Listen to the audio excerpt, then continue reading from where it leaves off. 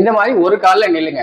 நிக்கும் போது ஒரு 5-10 செகண்ட்ல எனக்கு ரொம்ப அப்படியே இறங்குது, அப்படியே ரொம்ப அப்படியே ஆடுது, என்னால பேலன்ஸா நிக்க முடியல அப்படின்னா இந்த குளூட்னு சொல்ற இந்த பட்டெக்ஸ் மசில் வந்து உங்களுக்கு ரொம்ப வீக்கா இருக்குன்னு அர்த்தம். இல்ல என்னால ஒரு 30-40 செகண்ட்ஸ் வரைக்கும் ஸ்டடியா நிக்க முடியும்னா உங்க குளூட் ஸ்ட்ரென்த்தா இருக்கு, நல்லா இருக்குன்னு அர்த்தம். 2 காலையும் ட்ரை பண்ணுங்க. இந்த குளூட் வீக்கா இருந்தா என்ன கண்டிஷன் வரும்னு வாங்க. இந்த குளூட் வீக்கா இருக்கிறவங்களுக்கு இந்த இடம் வலிக்குது, இப்படி இழுத்து பிடிச்ச மாதிரி இருக்குன்னு ஃபீல் பண்ணுவாங்க.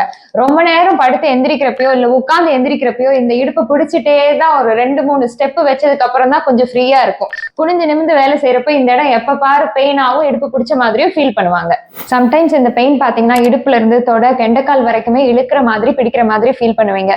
இது மேக்ஸிமம் யாருக்கு வரும்னு பாத்தீங்கன்னா பேசிக்கா ஒரு வாக்கிங்கோ பிசிக்கல் ஆக்டிவிட்டியோ இல்லாம ஒரே இடத்துல ரொம்ப நேரம் நின்றுட்டு ஒரே இடத்துல ரொம்ப நேரம் உட்கார்ற ஆண்கள் பெண்களுக்கு வரும்.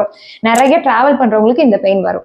இந்த பொசிஷன்ல படுத்துட்டு உங்க இடுப்பை தூக்கி விடுங்க. தூக்கும் போது உங்க பட்டெக்ஸ் மசில் வந்து கண்ட்ராக்ட் ஆகிற மாதிரி ஃபீல் பண்ணிட்டு ஒரு 10 செகண்ட்ஸ் ஹோல்ட் பண்ணிட்டு அப்புறம் கீழே விடுங்க. இந்த மாதிரி ஒரு 10 டைம்ஸ் பண்ணுங்க. பொசிஷன்ல வந்துட்டு ஆப்போசிட் கால் ஆப்போசிட் கை தூக்கிட்டு ஒரு 10 செகண்ட்ஸ் ஹோல்ட் பண்ணிட்டு அப்படியே கீழே விடுங்க. இந்த மாதிரி மாத்தி மாத்தி தூக்கிட்டு கீழே விடுங்க. ஒரு 10 டைம்ஸ் பண்ணுங்க.